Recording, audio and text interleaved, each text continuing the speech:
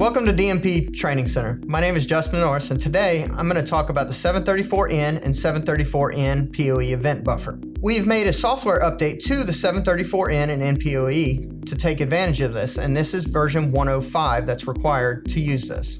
With version 105, this allows you to store events locally at the 734N for access granted when there's a network outage between the panel and the device. The benefit of this software update is that version 105 is the exact same programming that you're used to with the existing 104. So you still get the option of OSDP, you still get the option of your Zone 2, Zone 3 operation, except you now get this event buffer added to it.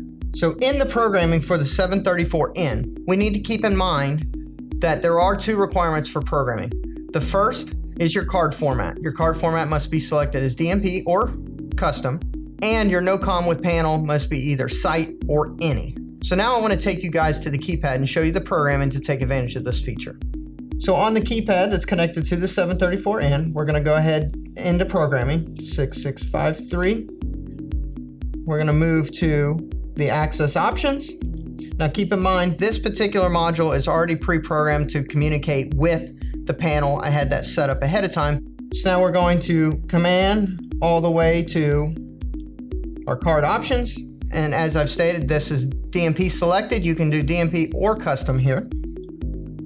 And now we're going to move to site codes. So for this, we're going to go ahead and select yes on the site codes. And I already programmed in the 127 site code that we're going to be using for this demo into the system. That's why you already see it pre-selected. So we're going to select site, yes.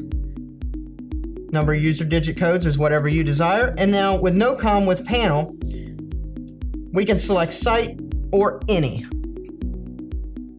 So go ahead and select site. And now we're going to hit one of the top row keys to stop. The reason I selected site versus any on this is when you select that site code, it limits you to the site code that you have programmed into the panel. So in this case, we're utilizing 127. Therefore, only cards with site code 127 can get in when there's no communication with the panel, and that 734 is in that disconnected mode. Where if we selected any card would be able to access that particular door and get in. I want to show you guys how this event buffer works. And I have a set of cards here that I'm going to use, and two of these cards are already programmed user codes and site codes into the system. Two match site code only, and one does not match site code at all.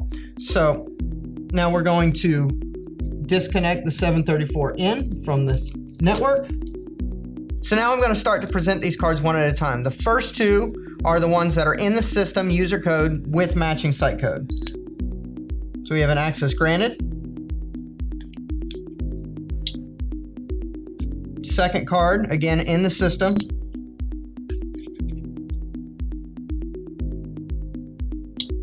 This next two cards are site code only. So they do not have a valid user code in the system currently.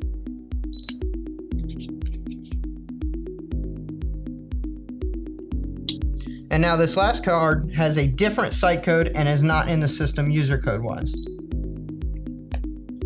So we can see we did not get an access granted on that one. Now we'll reconnect the network cable. Give it a few seconds to upload the event buffer.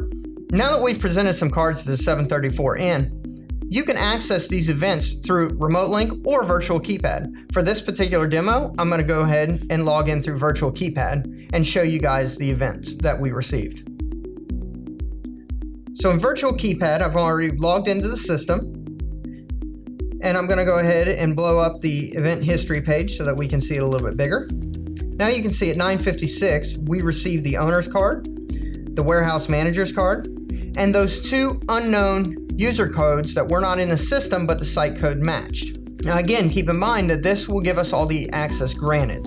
So our denied card will not be in here, but rest assured knowing that they were denied and were not allowed access to the building. So now that we've ran through the setup and the operation and shown you a demo of the 734N event buffer, you can now feel confident that you can take it to your customers, knowing that even in a network outage, you will still have the access granted events in the case of a panel communication loss between the 734N and the panel. Thank you for watching today, and thank you for your business.